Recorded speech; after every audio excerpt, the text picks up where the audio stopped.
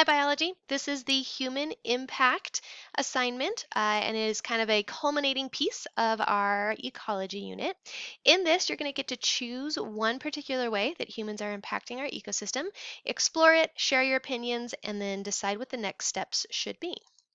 So, actually, if we look back at these instructions, you're going to want to start with part one and work through in order. So just go in order with the slides and everything will make sense. If you jump ahead or skip to the end, you're going to have a really hard time answering the questions because you'll have missed the most important parts. Okay, so part one is kind of a lead in to our assignment. And in this, you're going to be exploring some new vocabulary terms. So we've got carbon footprint, greenhouse effect, ecosystem stability, and sustainability. And you're going to go ahead and put your definition in here under what is it. Then I want you to make a statement on why you think this is important. So why are we focusing on these four particular topics within this project? The next part of part one is there's a quote here from Jane Goodall. If you don't know who she is, do a quick Google search and see how amazing of a person she is. But she talks about how the new generations are inheriting some of the problems that previous generations have created and how she feels there's still hope despite all the current issues that surround our world. So I want to know your thoughts. Do you think she's right or wrong and why? Kind of where does your opinion land on that? Then you'll move into part two. And part two is you get to watch a movie. Yay! And there are a ton of options to choose from. So any of these are options for you. Notice there are some that are free, and I've included the links if they're free. Otherwise, if you have some of these streaming services, you might be able to find them there. So that gives you lots of things to choose from. So pick one that sounds good to you. Depending on which one you choose, the shortest one is just under an hour. The longest one is about 2 hours. So if that makes a difference, you can choose based on time as well. But I would recommend something you're at least semi-interested in. As you're watching that video, you're going to record your notes here on this slide. So kind of have this off to the side. You can switch back and forth between the screens. You need at least 8 to 10 examples of evidence about where the Earth's current status is. So based on this video, what are they sharing as the current situation of the Earth in relation to the topic that they're referring to? So that's part two. That's going to pretty much take all of your day or your class period for that day, especially if you choose the 2 hour movie. You might be committing to a little bit longer, but hopefully you find one that you are enjoying watching. Part three then is analyzing the facts. So just like we would in a lab where we take a look at our data, we're going to do the same thing here from the data you collected in the video. And so there's a couple questions here. Please tell me what documentary you watched. And you're just going to pick out a piece of evidence that you think is important and then explain why there's some hope for the future. And did your perspective change after watching this video? Maybe you knew nothing about this topic, so I'm sure there's a lot of change in your perspective.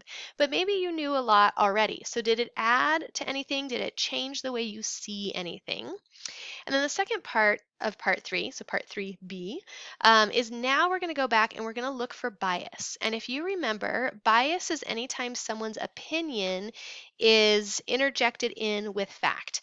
And this happens all the time.